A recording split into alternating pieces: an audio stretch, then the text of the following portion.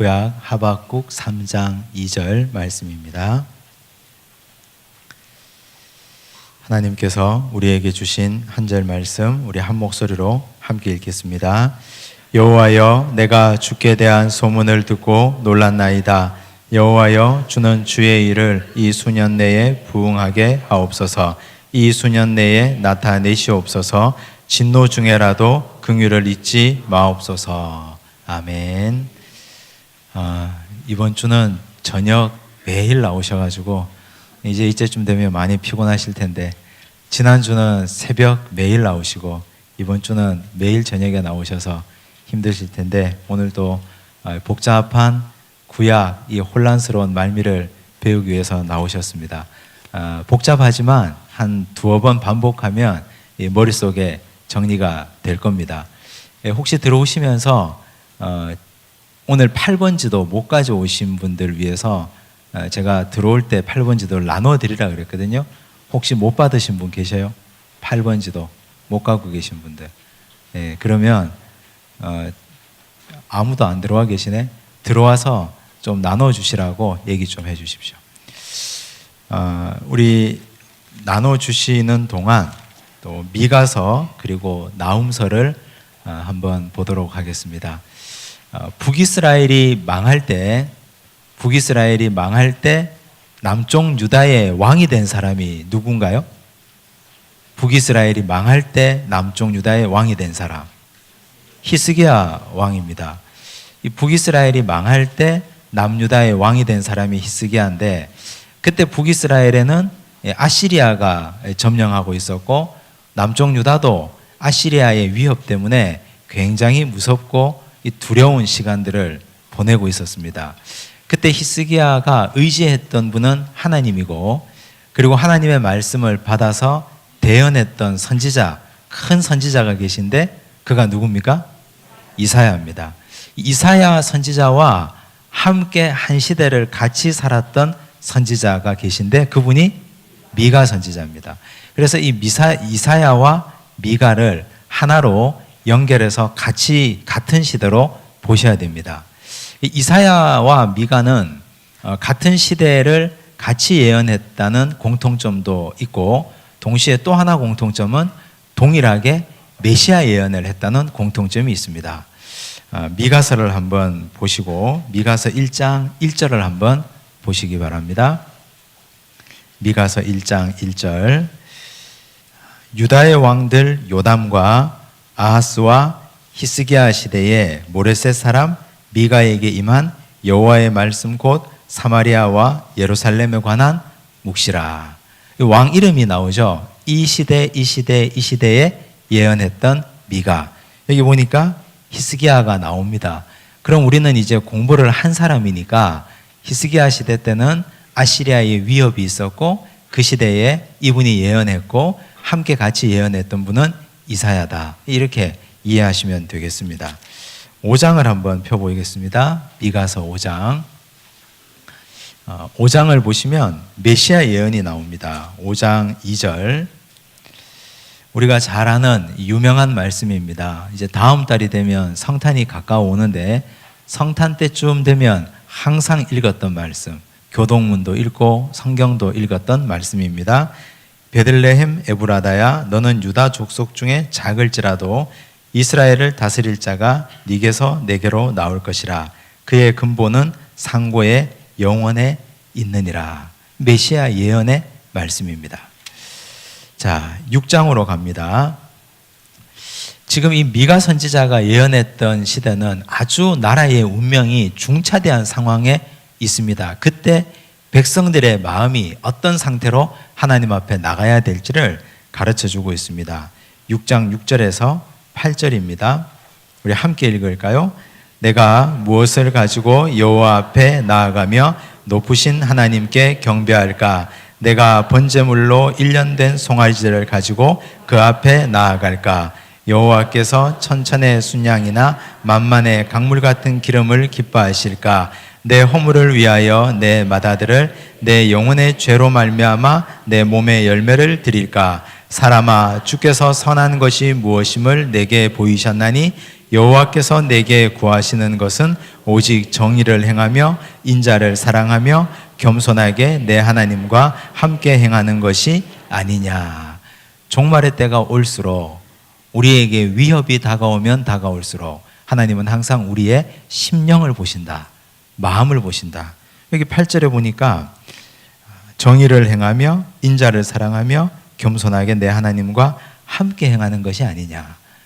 종말의 때가 될수록 하나님 없이 자기 소견에 좋은 대로 행하는 사람들이 너무너무 많은데, 많은 물질, 많은 예배, 많은 제사, 이거 하나님 그렇게 원치 않으신다. 중요한 건 너의 마음의 문제다 하는 걸 계속 가르쳐주고 있습니다. 자, 그리고 7장 19절 보겠습니다. 7장 19절. 이런 종말의 때에 아시리아의 위협이 극에 달했을 때 우리는 하나님 앞에 엎드려 간구하고 겸손한 마음을 가지면 하나님이 어떻게 하시느냐. 다시 우리를 불쌍히 여기셔서 우리의 죄악을 발로 밟으시고 우리의 모든 죄를 깊은 바다에 던지시리이다. 주께서 옛적에 우리 조상들에게 맹세하신 대로 야곱에게 성실을 베푸시며 아브라함에게 인애를 더하시리이다. 그래서 미가서는 회복으로 마치고 있습니다. 이렇게 희망과 회복을 주는 말씀으로 끝내고 있다는 사실을 기억해 주시기 바랍니다. 나훔서를 한번 보십시오. 뒤쪽에 나훔서를 보시면 나훔 선지자에 대한 이 예언의 말씀을 한번 살펴보겠습니다. 나훔은 사실 조금 후대 선지자입니다. 근데 나훔을 오늘 먼저 보는 이유는 나훔이 예언했던 내용이 좀 특이했기 때문입니다. 나훔 1장 1절을 보십시오. 니느웨에 대한 경고 곧 엘고스 사람 나훔의 묵시의 글이라. 니느웨가 어느 나라의 수도입니까? 아시리아의 수도거든요. 지금 보통 모든 선지자들의 예언은 다 이스라엘을 향하거나 유다를 향한 예언인데, 나훔 선지자의 예언은 이방, 그것도 특정한 나라, 아시리아 한 나라를 향한 예언입니다. 우리가 아시리아 니느웨에 대한 예언을 했던 선지자 하면 또 떠오르는 사람 한 사람 있죠. 누굽니까? 요나죠. 요나가 사흘이 지나면 이 성이 멸망할 것이다. 하나님이 진노 가운데 이 성을 심판할 것이다 예언했는데, 니느웨 성의 백성들이 40일이 지나면 그렇게 예언했는데, 니느웨 성의 백성들이 그만 이 예언의 말씀을 듣자마자 회개하고 통회하고 야단이 났어요. 그래서 하나님 어떻게 했습니까? 뜻을 돌이켜 주셨습니다. 이제 우리는 요나 하면 생각나는 왕이 한 사람 더 있어야 되는데 누군가요? 북이스라엘의 잘하셨습니다. 잊어버리셔야지. 북이스라엘의 여로보암 2세입니다. 여로보암 2세의 치세는 굉장한 부흥기고 굉장한 중흥의 역사인데, 그때 이 북이스라엘은 가장 도덕적으로 영적으로 타락했던 시대다. 근데 그때 타락했던 시대이기 때문에 하나님이 세 분의 선지자를 동시에 보내주셨습니다. 한 분이 요나, 두 번째가 호세아, 세 번째가 아모스. 그래서 그때 하나님이 요나의 입을 통해서 니느웨에 대한 심판의 말씀을 전하고 하라 했습니다. 돌이키셨어요. 그리고 뉘우쳤습니다. 그래서 이제 하나님이 회복시켜 줬는데, 그런데 니느웨가, 아시리아가 돌이킴과 회복과 회개가 오래 가지 않습니다. 그래서 이제 완전한 심판, 완전한 멸망을 나훔을 통해서 말씀하시는 겁니다. 7절 한번 보십시오. 나훔 1장 7절. 자, 여호와는 선하시며 환난 날에 산성이시라. 그는 자기에게 피하는 자들을 아시느니라. 선지자가 어떤 의도로 이 말씀을 했을까요? 누구를 기억하고? 요나가 예언했던 걸 듣고 아시리아의 니느웨가 회개했던 것을 기억하고 선지자가 이런 맥락에서 이 말을 전하는 거죠. 자, 그리고 이제 그럼에도 불구하고 이 나라가 돌이키지 않아서 이렇게 됐습니다. 3장으로 갑니다. 그러면 이 성이 어떤 악을 행했느냐 구체적으로 말하죠. 나훔 3장 1절. 화 있을진저 피의 성이여 그 안에는 거짓이 가득하고 포악이 가득하며 탈취가 떠나지 아니하는도다. 휙휙하는 채찍소리, 윙윙하는 병거바퀴 소리, 뛰는 말, 달리는 병거, 충돌하는 기병, 번쩍이는 칼, 번개 같은 창, 죽임당한 자의 때, 죽음의 큰 무더기, 무수한 시체여 사람이 그 시체에 걸려 넘어지니. 주로 예언서에서는 잘 볼 수 없는 표현을 이렇게 쓰면서 이 성에서 일어나고 있는 악한 행위들을 이렇게 설명해 주고 있습니다. 4절 보십시오. 이는 마술에 능한, 마술에 능숙한 미모의 음녀가 많은 음행을 함이라. 그가 그의 음행으로 여러 나라를 미혹하고 그의 마술로 여러 족속을 미혹하느니라. 3장 18절 19절 보십시오. 이제 너희는 돌이킬 수 없도다. 이제 완전한 멸망을 선포합니다. 아수르 왕이여, 내 목자가 자고 내 귀족은 누워 쉬며 내 백성은 산들에 흩어지나 그들을 모을 사람이 없도다. 회복을 위해서, 이들을 회복시키기 위해서 모아서 하나님 앞에 데리고 나와서 엎드리게 하고 통회하게 할 사람이 없다는 말이죠.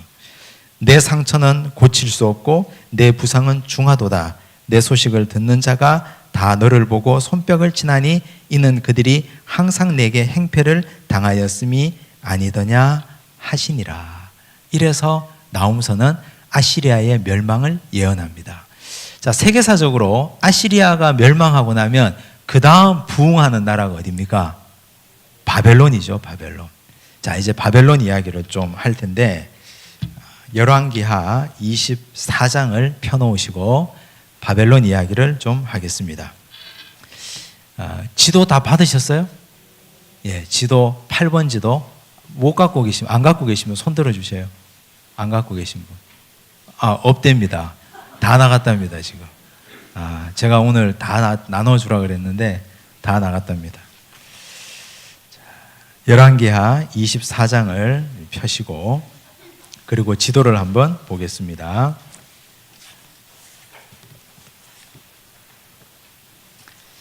우리가 지난주에도 이 지도를 살펴보았는데, 지도를 다시 한번 지난주 봤던 것처럼 한번 보도록 하겠습니다. 자, 지난번 우리가 보았을 때 이 지도에서 바벨로니아를 찾아야 했습니다. 바벨로니아는 가운데에서 오른쪽에 하단 쪽에 있습니다. 찾으셨습니까? 바벨로니아 오른쪽 하단 쪽에 바벨로니아를 찾으시고, 이 바벨로니아가 바벨론입니다. 이곳에서부터 신흥 강대국 바벨론이 융성해서 부흥해서 한 나라를 이루기 시작합니다. 그런데 바벨로니아 그 아래쪽에 보니까 강이 하나 보입니까? 강 이름이 뭡니까? 유프라테스 강이 보이죠? 유프라테스 강에서 배를 한 척 띄운다고 생각해 보십시오.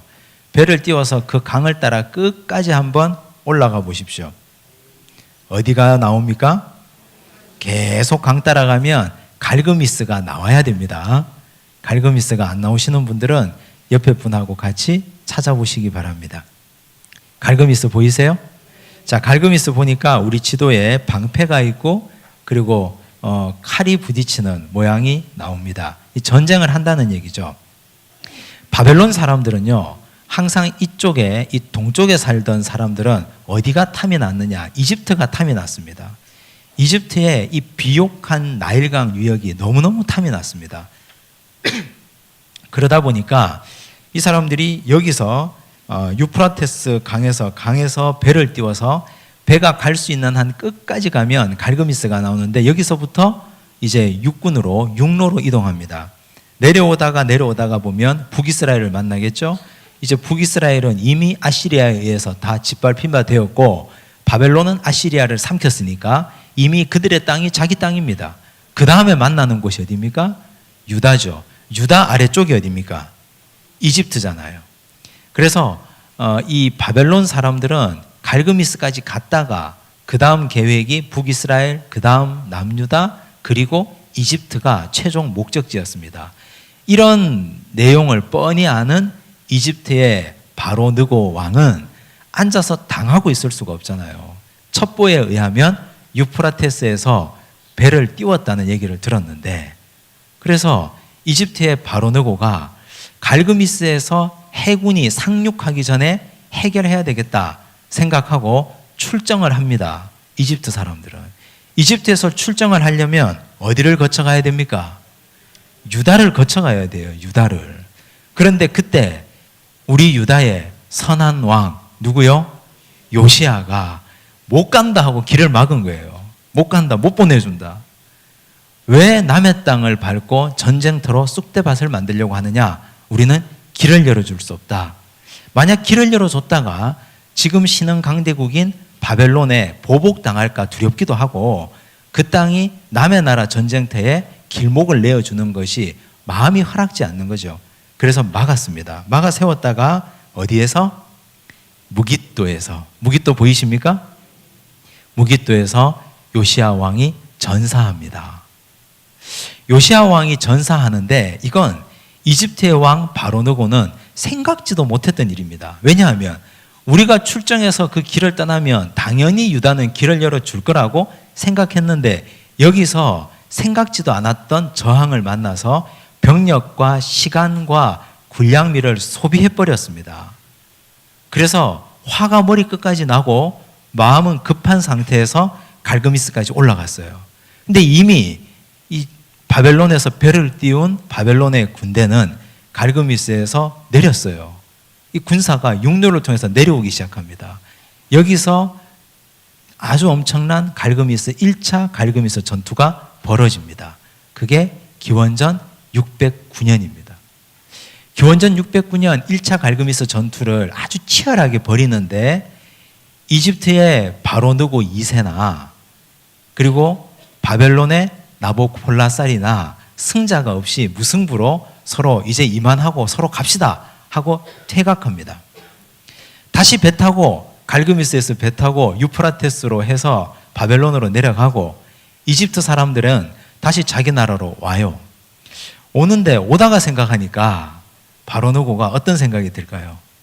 괘씸하잖아요. 감히 이것들이 나를 막았었어. 이미 막아선 요시야는 죽었어요. 전사했습니다. 근데 요시야의 아들 여호아하스가 왕이 되어 있거든요. 누가 세운 왕인데 네가 왕이냐 하고 폐위시켜 버렸어요. 그리고 그 왕을 사로잡아서 이집트로 끌고 갑니다. 대신에 그 자리에다가 누구를 세우느냐? 여호야김을 세웁니다. 여호야김. 여호야김을 세우면서 여호야김에게는 다짐을 받아둡니다. 두 가지 다짐입니다. 다시 우리가 전쟁하러 올라오면 그때 길을 열어줄 것. 그리고 또 하나 충성의 표시로 조공을 바칠 것. 여호야김 입장에서는 누구 덕에 왕이 된 겁니까? 이집트의 바로느고 덕에 왕이 된 겁니다. 그러니 여호야김 입장에서는 자기가 심정적으로 친 이집트가 될 수밖에 없는 사람입니다. 이게 태생적 한계죠. 태생적으로 여호야김은 친 이집트 정책을 할 수밖에 없는 사람이 되었습니다. 그러다 보니 자기 옆에 두는 신하들도 이집트를 가까이 하는 사람들을 두고 자기 옆에 두는 신하들도 유학파를 두면 어디에 유학 갔다 온 사람을 두겠습니까? 이집트에 유학 갔다 온 사람을 두겠죠. 바벨론에 유학 갔다 온 사람들은 잘 쓰지 않고 뭐 우리로 치면 요즘에 유럽에 유학 갔다 온 사람, 중국에 유학 갔다 온 사람, 미국 유학 갔다 온 사람 중에 누구를 등용하겠습니까? 지금 이 사람은 가장 가까운 이집트파를 자기 측근에 두기 시작했습니다. 이게 비극의 시작입니다. 이게 1차 갈그미스 전투가 기원전 609년에 서로 무승부로 퇴각했습니다. 그런데 아버지 나보폴라살이 죽었어요. 이제 바벨론에는 황제가 등극하는데 우리가 너무너무 잘 아는 황제 누굽니까? 느부갓네살. 느부갓네살이 바벨론의 실권을 잡습니다. 느부갓네살은 아버지가 못다 이룬 갈그미스 전투의 한을 풀기 위해서 2차 갈그미스를 들어옵니다. 그게 기원전 605년입니다. 기원전 609년에서 약 4년 정도밖에 지나지 않았어요. 다시 올라와요. 다시 올라오는데 또 바로느고는 죽지 않고 그대로 있어요. 바로느고 2세는 또 올라오니까 첩보를 입수하니까 다시 갈그미스로 가야 될 것 아닙니까? 올라갔어요. 싸웁니다. 그런데 바로느고는 느부갓네살의 상대가 되지 못합니다. 져요. 졌어요. 지고 나서 이집트의 군대가 처참히 박살나고 그 다음에 승리는 누가? 바벨론이 승리합니다. 바벨론이 승리했는데 승리하고 나서 느부갓네살이 가만히 생각하니까 요놈들이 괘씸한 거예요. 왜? 길을 열어줬잖아요. 길을 열어줬어요. 아니 왜 자기 나라로 가는데 군대에게 길을 열어줬다는 건 얘들은 이집트와 같은 패임에 틀림없다. 이래서 화가 난 거예요. 그래서 느부갓네살이 돌아가려다가 그만두고 내려옵니다. 내려와가지고 손을 좀 봐주고 가야 되겠다. 누구를 손봅니까? 여호야김을 손봅니다. 그게 24장 1절입니다. 24장 1절 보십시오. 자, 여호야김 시대에 바벨론의 왕 느부갓네살이 올라오매. 성경은 그냥 뜬금없이 올라오매 이랬어요. 왜 올라왔지? 이게 기원전 605년 2차 갈그미스 전투에서 승리 후 올라온 겁니다. 올라와서 뭘 다짐받았어요? 조공을 다짐받았어요. 너 이제 이집트를 섬기지 마. 이제 이집트는 끝났어. 우리를 섬겨야 된다. 하고 충성의 맹세를 받습니다. 그러니까 어떻게 해요? 여호야김이 섬기기를 결단합니다. 근데 1절은 애매하게 되어 있어요. 3년간 섬기다가 돌아서 그를 배반하였더니, 배반한 건 3년 이후의 이야기고 일단 앞에 와가지고 조공 바치라 하고 겁을 주니까 예 알겠습니다 하고 머리를 조아리고 조공을 약속을 합니다. 그리고 이때 잡아간 사람이 있습니다. 그래 너희들이 조공을 약속했으니까 내가 조공 약속을 믿고 간다. 대신에 너희 나라에 괜찮은 인재들을 포로로 잡아가겠다. 이게 바벨론 1차 포로입니다. 이때 1차 포로로 느부갓네살에 의해서 잡혀간 사람 중에 누가 있었다? 다니엘이 있었던 거예요. 다니엘이. 그러니까 우리는 이 구약 성경을 볼 때 열왕기하 24장 1절 이 안에 세계사적으로 일어났던 역사적 이야기도 이 안에 있고, 그리고 또 이집트에 거의 패망 직전까지 갔던 것도 있고, 다니엘이 잡혀갔던 것도 있고, 그러면 이런 느낌을 가지고 다니엘 1장을 읽어야 되는 거예요. 그때 잡아갔던 사람들은 어떤 사람들입니까? 충성을 맹세하고 잡아갔으니까 일반 평민들을 데려갔겠습니까? 아니에요. 그때 데려갔던 사람들은 귀족의 자제들, 또 왕과 아주 밀접한 관계에 있었던 아주 괜찮은 집의 아이들을 다 데려간 거예요. 괜찮은 아이들을. 그래야 볼모의 효력이 있잖아요. 그래서 느부갓네살은 그런 우리 유다의 굉장히 괜찮은 아이들을 이때 다 데려갔습니다. 다니엘이 이때 바벨론의 느부갓네살에게 잡혀가서 그곳에서 그 고생하고 그 어린 소년이 그렇게 살았다는 얘기입니다. 그건 우리가 이제 다음 시간에 다니엘 이야기를 할 때 다시 한번 살펴보겠습니다. 자, 이제 이렇게 해서 1차 포로가 생겨요. 자, 그런데 다시 이제 24장 그 뒤로 가면요. 24장 뒤로 가면 여호야김이 3년 뒤에 조공을 바치지 않아요. 3년만 섬기다가 조공을 바치지 않는데 왜 이런 일이 벌어지느냐? 그 당시만 하더라도 이게 멀잖아요. 요즘처럼 폭격기 띄워가지고 음속 얼마로 해가지고 20분 만에 날라오고 이런 시대가 아니니까 한 번 오려면 배 띄워야 되지요.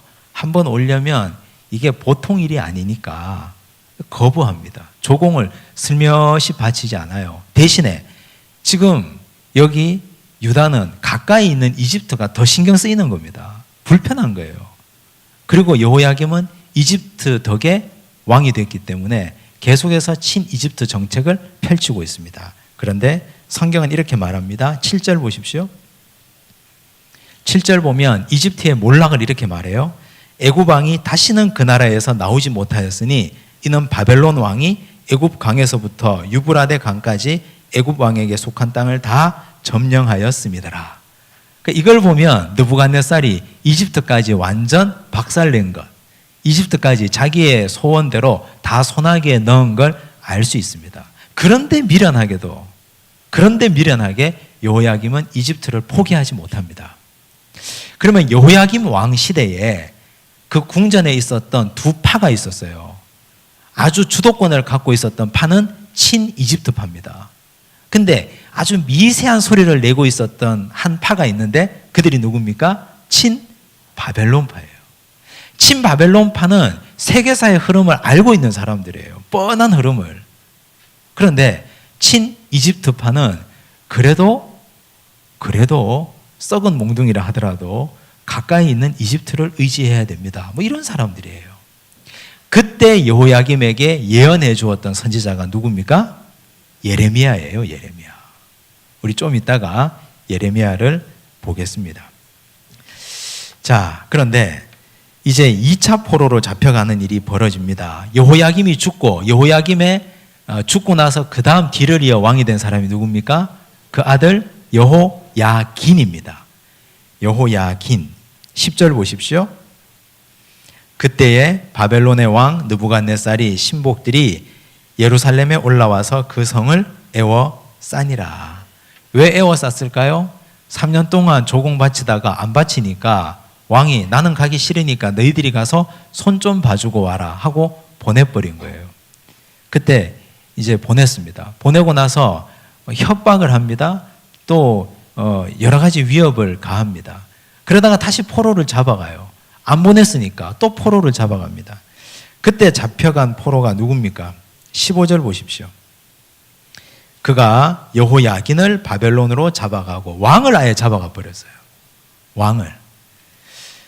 왕의 어머니와 왕의 아내들과 내시들과 나라의 권세 있는 자도 예루살렘에서 바벨론으로 잡아가고, 왕을 잡아가면 나라는 어떻게 된 겁니까? 망한 거예요? 아직까지 아니에요. 아직까지. 왕을 잡아갔지만 대신에 허스와비 왕을 하나 대충 세워놓고 잡아갔으니까. 그 허스와비가 누굽니까? 17절. 바벨론 왕이 또 여호야긴의 숙부 마따니아를 대신하여 왕으로 삼고 그의 이름을 고쳐 시드기야라 하였더라. 이 시드기야는 바벨론이 왕을 세웠잖아요. 그러니까 친바벨론 정책을 할 줄 알았는데 이것도 나중에 보면 시드기야도 그렇게 하지 못해요. 왜냐하면 이미 유다 왕실에는 친애굽파가 친이집트파가 정권을 잡고 득세하고 있었기 때문입니다. 그런데 2차 바벨론 포로 때, 이때가 기원전 597년쯤 되거든요. 기원전 597년 때 2차 바벨론 포로 때 잡혀갔던 사람, 우리가 아는 사람입니다. 누굽니까? 선지자 에스겔입니다. 정리하겠습니다. 복잡했죠, 이제. 갈그미스 전투, 1차 갈그미스 전투는 기원전 609년. 바벨론과 이집트가 서로 무승부.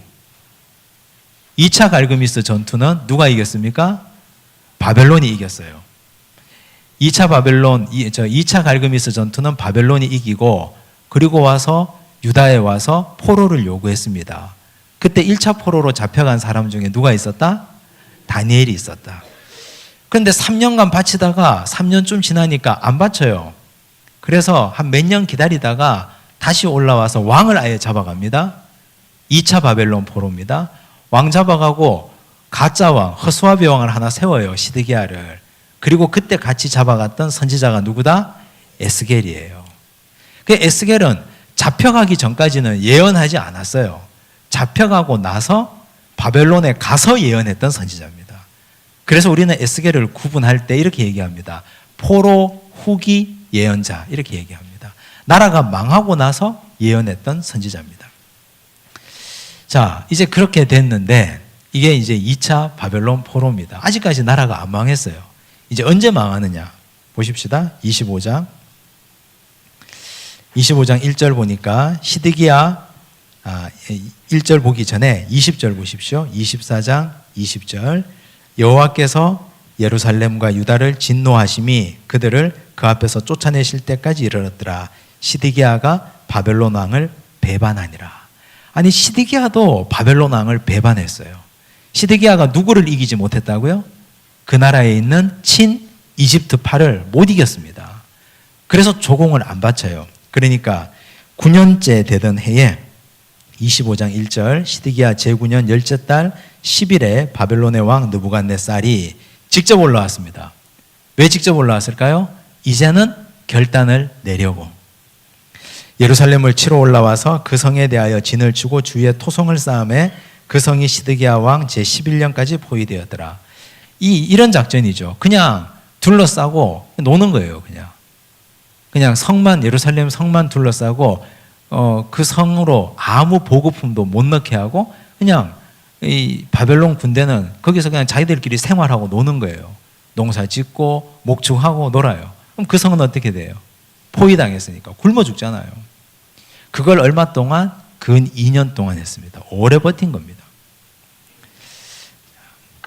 6절 보십시오.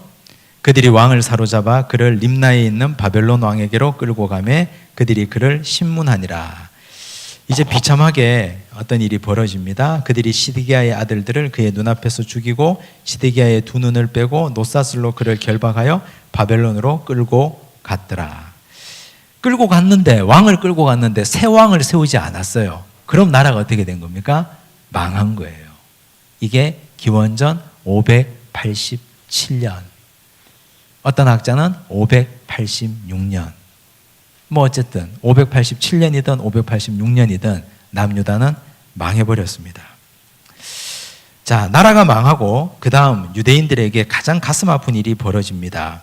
8절 바벨론 왕 느부갓네살의 19째 해 5월 7일에 바벨론 왕의 신복 시위대장 느부사라단이 예루살렘에 이르러 여호와의 성전과 왕궁을 불사르고, 왕궁 불태우는 건 괜찮아요. 성전이 불탔습니다. 13절 보십시오. 갈대아 사람이, 성경에요, 갈대아 사람이라는 이 이름들이 나오면 이 사람들은 바벨론 사람들이라는 말입니다. 갈대아 사람들이 또 여호와의 성전에 두 녹기둥과 받침들과 여호와의 성전에 놋바다를 깨뜨려 그 놋을 바벨론으로 가져가고 또 가마들과 부삽들과 부식궤들과 숟가락들을 섬길 때에 쓰는 모든 놋그릇을 다 가져갔으며, 전부 다 성전이 망한 이야기예요. 21절 바벨론 왕이 하마 땅 림나에서 다 쳐 죽였더라. 이와 같이 유다가 사로잡혀 본토에서 떠났더라. 여기다가 적어 놓으세요. 유다의 멸망, 기원전 587년 혹은 586년, 이렇게 망한 겁니다. 자, 우리가 이 망한 걸 보면요, 그 당시 사람들이, 그 당시 이 유대인들이 가지고 있었던 성전에 대한 맹목적 성전 신앙이 있었습니다. 맹목적 성전 신앙이 뭡니까? 성전은 절대 망하지 않는다. 성전에 들어가 있으면 우리는 안전하다. 성전이 우리를 보호하고 지킬 것이다 하는 맹목적 성전 신앙이 있었습니다. 왜냐하면 이 솔로몬 성전이 워낙 영광스럽고 솔로몬 성전이 워낙 위대했기 때문입니다. 그래서 성전에 가 있기만 하면 안전하다 했는데, 하나님은 성전이 하나님에게는 문제가 아니에요. 왜냐하면 하나님이 언제 성전 지어달라 그랬습니까? 자기들이 지은 거 아니에요. 다윗 때부터 그렇게 짓고 싶어 한 거 아닙니까? 하나님이 그 성전에 어떻게 하나님의 영광이 거합니까? 온 세상이 하나님의 보좌인데, 하나님이 성전의 전신인 성막, 회막에서 만나겠다고 약속하신 것은 인간을 향한 끝없는 긍휼입니다. 너와 약속해서 내가 이 자리에서 만나겠다 한 것이지, 성전이 하나님이 무조건 거해야 되는 장소가 아니에요. 어떤 성전에 하나님 거하십니까? 우리가 하나님을 잘 섬길 때 내가 하나님의 성전이 되어야 됩니다. 하나님이 거하실 만큼 우리가 하나님 앞에 거룩하고 성결하고 제대로 살아야 그 자리에 하나님의 영광이 임하는 거죠. 근데 모든 백성들이 다 하나님의 뜻대로 살지 않는데 하나님이 이 성전에 왜 계십니까? 그래서 하나님은 이스라엘 백성들이 보는 눈앞에서 성전을 완전히 짓밟아 허물어 버리십니다. 우리는 성전 신앙이 얼마나 우상 숭배인지 깨달아야 됩니다. 성전을 섬기는 것이, 하나님 없는 성전 섬기는 것은 가장 큰 우상이에요. 그 옛날 시간을 훨씬 더 뒤로 돌려서 엘리 제사장의 두 아들이 있죠. 홈니와 비나스가 블레셋과 전쟁할 때 전세가 열세니까 밀리니까 뭘 갖고 나갑니까? 여호와의 언약궤, 법궤를 메고 나가죠. 이거 메고 나가면 하나님이 여기 임재하셔서 승리를 주실 것이다. 천만에요. 하나님 잘 섬기지 않는데 법궤는 무슨 법궤예요? 홈니와 비나스는 죽고 이스라엘은 패하고 법궤는 뺏기고, 그 소식을 들었던 엘리는 졸고 있다가 넘어져서 놀래서 넘어져서 목이 부러져서 죽고, 아이 낳던 여인은 아이 낳다가 해산하다가 그 영혼이 떠나고 여호와의 영광이 떠났다 해서 이가봇이라고 아이 이름을 부르고, 집안이 망하고 나라가 망하고 법궤는 빼앗기는 그런 일이 벌어지잖아요. 하나님의 영광이라는 것은 우리가 하나님의 영광의 최종적 담지자입니다. 내가 하나님의 뜻대로 살아야 하나님의 영광이 나와 함께 임하는 것이지, 초가 삼간에 살아도 우리가 하나님 뜻대로 살아야 그게 하나님의 영광이 임하는 것이지, 아무리 성전 크게 짓고 아무리 삐까번쩍하게 살면 뭐합니까? 하나님 뜻대로 살지 않으면 영광은 거기에 절대 임하지 않습니다. 하나님이 그걸 피눈물 나시는 하나님의 마음으로 성전을 완전히 허물어 버린 겁니다. 직접 보라고 완전히 성전을 허물어 버렸습니다. 마지막에 나라가 망할 때. 맹목적 성전 신앙은 가장 큰 우상 숭배다. 반드시 기억하셔야 됩니다. 자, 이제 예레미야로 한번 가보겠습니다. 예레미야 1장을 펴놓으십시오. 예레미야 1장을 펴놓으시고, 예레미야는 어떻게 예언했느냐, 예레미야를 한번 살펴보도록 하겠습니다. 아까 제가 이 좀 복잡한 정치 이야기를 했는데 한 번 더 떠올려 보시면, 1차 갈그미스 전투는 기원전 609년이에요. 바벨론과 이집트가 싸웠는데 서로 무승부로 비기고 퇴각했습니다. 2차 갈그미스 전투는 누가 이겼습니까? 바벨론이 이겼습니다.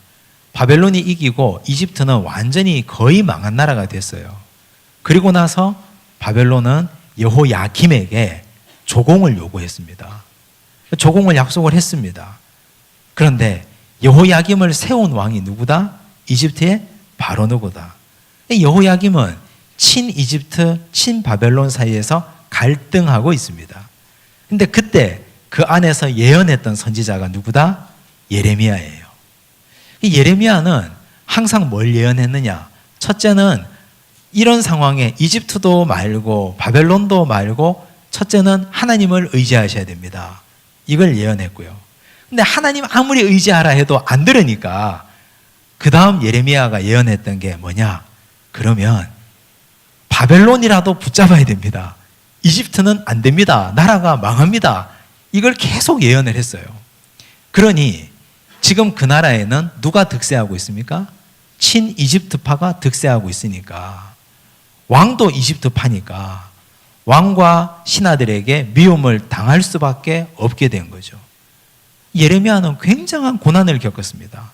그걸 한번 보겠습니다. 자, 예레미야 1장 2절. 아몬의 아들 유다왕 요시아가 다스린 지 13년에 여호와의 말씀이 예레미야에게 임하였고, 선지자로 데뷔한 시기가 요시아 왕 때 선지자로 첫 설교를 했다는 말이에요. 3절. 요시아의 아들 유다의 왕 여호야김 시대. 우리는 이제 성경을 읽다가 여호야김 하면 머릿속이 팍팍팍 이렇게 돌아가야 돼요. 안 돌아가요? 돌아가야 돼요. 한 번 배우고 두 번 배웠으면 알면 좋은데 그 다음 주가 되면, 여호야김 시대 하면 어떤 게 떠올라야 됩니까? 여호야김 누가 세웠어요? 이집트의 바로누고가 1차 갈그미서 전투 마치고 가다가 화가 나서 여호아하스를 폐위하고 얘를 세웠어요. 그리고 또 여호야김은 2차 갈그미스 전투 끝나고는 바벨론 왕에게 조공을 부탁받은, 요구받은. 그래서 이 여호야김은 항상 우리 머릿속에 떠올리세요. 가랭이가 찢어지고 있는 걸 상상하시면 됩니다. 이 성경 옆에다 그림을 한번 그려보세요. 사람 모양해서 가랭이가 이렇게 찢어지고 있는 거. 여기다가 그림을 그릴 때 애굽 쓰시고, 이쪽 가랭이 다리에다가 바벨론 쓰시고. 근데 위에서는 하나님이 불쌍한 눈으로 보고 있어요. 이쪽에 가랭이 찢어지게 왔다 갔다 하지 말고 하나님 의지하면 되는데, 누구를 보냈어요? 여호야김에게 예레미야를 보내서 계속 얘기하잖아요. 계속. 여호야김은 그런 왕이에요. 유다의 왕 여호야김 시대부터 요시야의 아들 유다의 왕 누구요? 시드기야. 시드기야. 두 눈이 빠져서 죽었어요, 이 사람. 자기가 보는 앞에서 아들들이 죽임을 당했어요. 시드기야는 누가 세웠습니까? 바벨론의 왕 느부갓네살이 세웠어요. 바벨론을 섬기라 했는데 섬길 수가 없어요. 왜요? 자기 나라에 이미 친이집트파가 득세하고 있었기 때문에. 그랬던 비운의 왕입니다. 자, 그래서 시드기야의 11년 말까지 그랬어요. 그러면 예레미야는 어떤 선지자입니까? 남유다가 문 닫는 걸 본 선지자예요. 남유다가 완전히 망하고 성전이 불타고 성전에 있는 모든 기물이 다 빼앗겨 가는 걸 자기 눈으로 직접 본 선지자예요. 그러니 우리가 예레미야를 뭐라 할 수밖에 없습니까? 눈물의 선지자라 할 수밖에 없어요. 그렇게 예언하고 그렇게 말했는데 듣지 않고 돌이키지 않아서 이게 무슨 죄가 있어서 예레미야가 자기 눈으로 나라 망하는 거 보고 성전 불타는 거 보고 성전에 있는 모든 거 다 뺏기는 걸 자기 눈으로 다 본 사람이에요. 우리가 여기 1장 3절을 보니까 예레미야의 가슴 아픈 사연들이 여기 다 들어 있습니다. 9절 보십시오. 여호와께서 그의 손을 내밀어 내 입에 대시며 여호와께서 내게 이르시되 보라 내가 내 말을 내 입에 두었노라. 하필 이때 말을 두셔가지고 우리가 아주 위대했던 큰 선지자 하면요 이사야하고 예레미야를 들잖아요. 근데 이사야는 읽어보시면 아시겠지만 좀 폼이 나요. 격조가 있어요. 일어나라 빛을 발하라 내 빛이 네게 이르렀고 여호와의 영광이 내게 임하였나니 뭐 이렇게 폼이 나요. 근데 예레미야는 좀 보면 너무 안타까워요. 마음이 짠하고 나중에는요 똥통에도 빠져요. 너무너무 고생을 많이 했던 선지자입니다. 자, 17장으로 가보겠습니다. 예레미야 17장 5절. 예레미야 17장 5절 이렇게 말합니다. 여호와께서 이와 같이 말씀하시니라. 무릇 사람을 믿으며 육신으로 그의 힘을 삼고 마음이 여호와에게서 떠난 그 사람은 저주를 받을 것이라. 사람을 믿는다는 말이 뭘까요? 지금 예레미야 시절에 여호야김 왕, 사람 누굴 믿습니까? 이집트를 믿고 있잖아요. 그러니까 그런 말을 자꾸 이분 입에 넣어주는 거예요. 가서 얘기하라고. 너 사람 믿으면 저주받는다고. 이집트 믿지 말라고. 바벨론도 믿지 말라고. 누구 믿어요? 하나님 믿으라고. 6절. 사람 믿는 사람은 어떤 사람입니까? 사막의 떨기나무 같아서 좋은 일이 오는 것을 보지 못하고 광야 간조하는 곳 건건한 땅 사람이 살지 않는 땅에 살리라. 그러나 무릇 여호와를 의지하며 여호와를 의뢰하는 그 사람은 복을 받을 것이라. 처음에는요 예레미야가 이렇게 예언했다니까요. 이집트도 치우고 바벨론도 말고 하나님만 의지하라고. 이게 첫 번째 예레미야의 예언의 메시지의 핵심입니다. 안 들어요 이렇게 말하니까. 자, 그 다음 20장으로 갑니다. 20장 1절 20장 1절 보니까요 임멜의 아들 제사장 바스훌. 이 사람은 착한 사람일까요? 나쁜 사람일까요?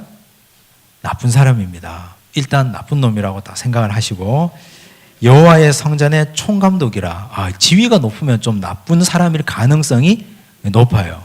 이 시대가 혼란스러울 때는 감투가 많으면 좀 나쁜 사람일 가능성이 있습니다. 그가 예레미야의 이 일 예언함을 들은지라. 어떤 일일까요? 하나님 의지하지 않으면 나라가 망한다는 예언이요. 그런데 이 성전의 총감독 바스울이라는 사람은 평안하다 염려하지 마십시오. 왕이시여 잘하고 계십니다. 하나님이 왕의 나라를 축복하실 겁니다. 이것만 계속 하고 있는 사람이에요. 그런데 예레미야가 이렇게 말하니까 어떤 사람이라고요? 위에서 보니까 지금 좌경이고 백성들을 선동해서 사회를 불안하게 만들고 사회의 불안을 조장하는 사람이라고 이 사람이 찍은 거죠. 그래서 지금 이 사람에게 예레미야를 불러다가 바스울이 손을 보고 있는 겁니다. 2절. 이에 바스울이 선지자 예레미야를 때렸어요.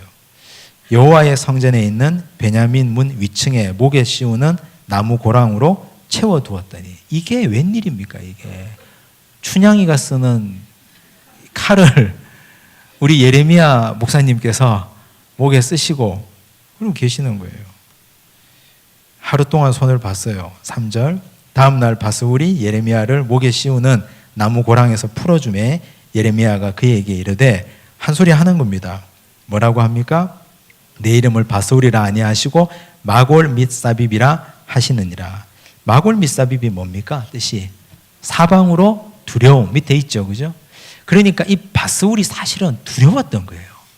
정말 두려웠던 거예요. 하나님이 그의 마음을 아시는 거죠.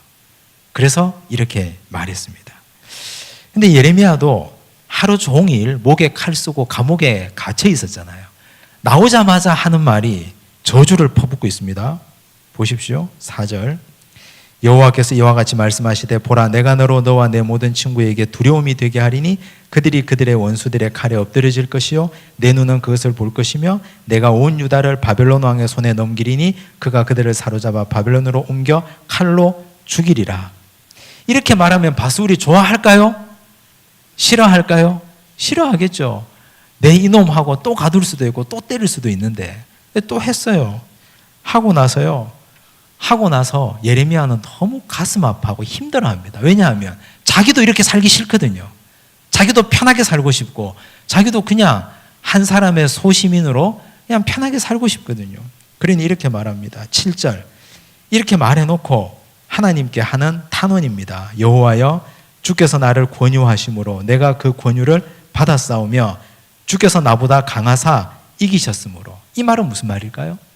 투쟁했다는 말이에요. 나 말하기 싫습니다. 나는 이 사람에게 말하면 맞을 것 뻔하고 옥에 갇힐 것 뻔하니까 말하기 싫습니다. 하나님께 계속 탄원했다는 말이에요. 그런데 하나님이 강하사 예레미야를 이겼다는 겁니다. 네가 말하라. 내가 조롱거리가 되니 사람마다 종일토록 나를 조롱하나이다. 뭐라고 조롱합니까? 바벨론이 저 멀리 있는데 언제 온단 말이냐. 웃기지 마라. 우리나라 평안하지 않냐. 우리는 이집트만 믿으면 된다. 뭐 이렇게 조롱하는 거예요. 그래서 8절 보십시오. 내가 말할 때마다 외치며 파멸과 멸망을 선포하므로 여호와의 말씀으로 말미암아 내가 종일토록 치욕과 모욕거리가 됨이니이다. 아니 이 사람이라고 예레미야라고 좋은 말 하고 싶지 않았겠어요? 근데 입만 열면 망한다, 죽는다, 잡혀간다, 두 눈이 뽑힌다 이런 말 하니까 사람들이 싫어하는 거예요. 그 답답함을 하나님께 토로하고 있습니다. 9절. 내가 다시는 여호와를 선포하지 아니하며 그의 이름으로 말하지 아니하리라 하면 그렇게 생각도 했어요. 이제 절대 안 해야지 했는데 팔자가 우리는 팔자라고 말하면 좀 웃기지만 나의 마음이 불붙는 것 같아서 골수에 사무치니 답답하여 견딜 수 없나이다. 선지자예요. 천상 선지자예요. 그렇게 하지 않겠다고 다짐했는데도 마음이 답답해서 견딜 수 없는 겁니다. 하나님이 마음에 불을 주시니까 맞더라도 치욕을 당하더라도 이걸 외쳐야 되는 거예요. 평안하다, 괜찮다, 그래도 된다라고 말하는 거 다 우리에게 좋은 거 아닙니다. 그렇게 하면 안 된다고, 그렇게 하시면 큰일 납니다라고 말해주는 사람, 그런 사람이 우리에게 복된 사람입니다. 우리 신앙생활이 항상 제대로 살 수는 없잖아요. 그런데 그때 그렇게 하면 큰일 납니다. 돌이켜야 됩니다. 하나님이 진노하십니다. 라고 말해주면 진실로 받아야 되는데 그런 비슷한 이야기만 해도 시험 들었다 하셔가지고 목사는 그렇게 말을 할 수가 없어요. 그래서 이 시대 많은 목사들이 거짓 선지자의 길을 걷고 있습니다. 실제로. 신방 가가지고 이 집 이렇게 일하면 망합니다라고 말하는 목사 본 적 있습니까? 이때까지 신앙생활 하시면서 이렇게 주일 성수 잘 안 하시고 이렇게 신앙생활 하시면 하나님께서 언제 어떻게 하실지 모릅니다. 두렵습니다. 신앙생활 잘 하셔야 됩니다. 자녀들 신앙교육 잘 하십시오. 신방 가가지고 앉혀놓고 그렇게 말하는 목사 본 적 있습니까? 사실 저 역시 많은 갈등이 있고 저 역시 이 부분에서는 자유롭지 못한 목사 가운데 한 사람입니다. 그냥 이 공중에 붕 뜬 허황된 축복만 얼마나 많이 내뱉고 사는지도 모릅니다, 사실. 근데 사실 지금 이 예레미야가 하는 거 보셔요? 망한다, 파멸한다, 죽는다. 사람들 다 듣기 싫어하잖아요. 근데 사실 그게 진짜인데 좋은 말만 계속 하는 거 누구나 다 할 수 있잖아요. 지금 예레미야는 그런 이야기를 하고 있는 겁니다. 25장입니다.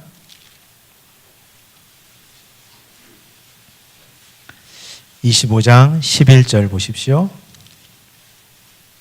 25장 11절. 이제 급기야 이렇게까지 예언합니다. 이 모든 땅이 폐허가 되어 놀랄 일이 될 것이며 이 민족들은 70년 동안 바벨론의 왕을 섬기리라. 얼마나 자극하겠습니까? 이 친 이집트파를, 여호야김 왕을. 이러니까 이제 어떤 일이 벌어지느냐. 자, 이제 보시면 38장 한번 보십시오. 그 안에 있는 모든 예언들은 그런 비슷한 예언들입니다. 38장. 38장으로 오면요, 여호야김은 죽고 여호야긴은 사로잡혀 가고, 그리고 시드기야 왕 시절입니다. 이제 이스라엘 남유다의 마지막 왕 시드기야 시절까지 예레미야는 계속 예언하고 있는 겁니다. 왕이 3명 바뀔 때까지 똑같이 고난당하면서 똑같이 끊임없이 이 예언을 하고 있습니다. 보십시오. 이렇게 예언하니까요, 이 38장 6절, 그들이 예레미야를 끌어다가 감옥들에 있는 왕의 아들 말기야의 구덩이에 던져 넣을 때에 예레미야를 줄로 달아내렸는데 그 구덩이에는 물이 없고 진창뿐이므로 예레미야가 진창 속에 빠졌더라. 이 진창이 뭘까요? 사람의 분뇨입니다. 여기에다가 예레미야를 집어넣어 버린 거예요. 왕의 왕궁 넷이 구스인 에벤멜렉이 그들이 예레미야를 구덩이에 던져 넣었음을 들으니라. 그때 왕이 베냐민 문에 앉았더니 에벤멜렉이 왕궁에서 나와 왕께 아뢰어 이르되, 이때 왕이 시드기야 마지막 왕이거든요. 왕에게 부탁합니다. 저렇게 놔두면 죽습니다. 선지자를 저렇게 죽이면 어떡합니까? 살려줍시다. 그러니까 시드기야가 데려오라 그래요. 14절 보십시오. 시드기야 왕이 사람을 보내어 선지자 예레미야를 여호와의 성전 셋째 문으로 데려오게 하고, 왕이 예레미야에게 이르되 내가 네게 한 가지 일을 물으리니 한마디도 내게 숨기지 말라. 시드기야는 진짜 이 사람이 예언하는 게 진짜인지 알고 싶었던 거예요. 그걸 물어봅니다. 물어보는데 정말 우리가 망하냐 물어보니까 예레미야가 다시 똑같은 대답을 반복합니다. 첫째는 하나님을 섬겨야 되고, 역사의 중심은 이집트가 아니라 바벨론으로 흘러갔고, 바벨론이라도 붙잡아야 된다. 그러면 왕이 살 수 있다. 그런 얘기를 합니다. 그래서 시드기야는 그걸 마음에 새기겠다 하고, 너와 내가 나눈 대화는 비밀이다. 어떤 사람이 너에게 가서 물으면 딴 얘기를 해라 하고 그 입에 말을 넣어줍니다. 그리고 보내요. 시드기야는 이걸 가지고 자기가 한번 제대로 해보려고 했던 것 같아요. 근데 이미 그때 그 나라 왕실은 누가 정권을 잡고 있다? 친 이집트파가 잡고 있어요. 시드기야도 신하들의 의지를 거스를 수 없었습니다. 28절 보십시오. 예레미야가 예루살렘이 함락되는 날까지 감옥들에 머물렀더라. 진창에서는 건져줬지만 감옥들에 그를 가둬 놓고 밖으로 나가지 못하게 만들었습니다. 나라가 완전히 망할 때까지. 예레미야는 이랬던 선지자입니다.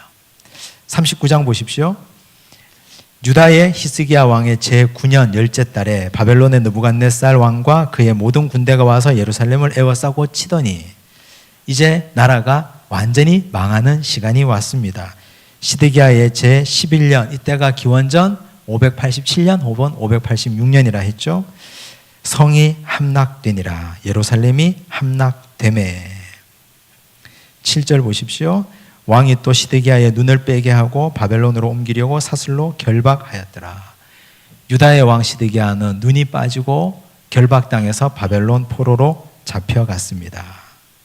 이렇게 해서 나라가 완전히 멸망당합니다.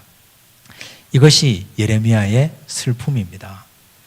우리가 오늘 이 내용들을 쭉 살펴봤는데 성경은 우리가 여기서 볼 수 있는 건 성경은 절대 허황된 얘기가 아니에요. 세계사의 흐름과 성경이 항상 함께 가고 있다는 사실을 기억하셔야 되고 그 흐름 가운데 성경이 이렇게 표현하고 있는데 우리는 왕들 이야기에 선지자도 함께 보고 세계사도 함께 읽고 그러면서 교훈도 받고 열왕기 상하에서 그냥 간단하게 설명하고 넘어간 걸 예레미야나 또 나훔이나 미가나 또 우리가 다음 주에 볼 하박국이나 이걸 보면 아주 상세하게 설명하고 있습니다. 이걸 늘 염두에 두시고 살펴보시기 바랍니다. 오늘 역사 공부 많이 했는데 혼돈스럽다고 절망하지 마십시오. 낙심하지 마십시오. 다음 주도 똑같은 거 또 반복할 거고 그 다음 주도 또 할 거고 그래서 안 되면 내년에 한 번 더 하시면 되고 계속해서 하면 머릿속에 남을 겁니다. 기도하겠습니다. 하나님 아버지 감사합니다. 하나님의 은혜로 오늘 우리가 이 자리에 와서 주의 말씀을 나눕니다. 하나님 우리가 하나님 앞에 어떻게 살아가야 할지 오늘 이 말씀 통하여 다시 한번 깨닫습니다. 부족하고 연약하지만 주의 말씀 위에 굳게 선 인생들 되도록 축복하여 주시옵소서. 좋은 말만 듣기를 귀를 기울이지 않게 하여 주시고 우리가 하나님 앞에 때론 잘못된 길을 갈 때는 책망도 듣고 돌이키는 주의 백성들 되도록 축복하여 주시옵소서. 성경은 헛된 책이 아니라 거짓된 책이 아니라 철저한 역사 위에 하나님의 세계사의 흐름 가운데 있는 책임을 다시 한번 깨닫사오니 우리도 하나님의 손 안에 있음을 다시 한번 깨닫고 확인하게 하여 주시옵소서. 오늘 이 세상이 우리 인간의 계획대로 움직여지는 것 같지만 그러나 오늘 이 한반도도 하나님께서 통치하여 주시고 오늘 이 한반도도 우리가 우리 주변의 열강들을 의지해야 될 것이 아니라 오직 위에 계신 하나님 한 분 붙들고 나아가야 한다는 사실을 늘 마음에 새기고 주께 기도하는 주의 백성들 되도록 축복하여 주시옵소서. 모든 말씀 예수님 이름으로 기도드리옵나이다. 아멘.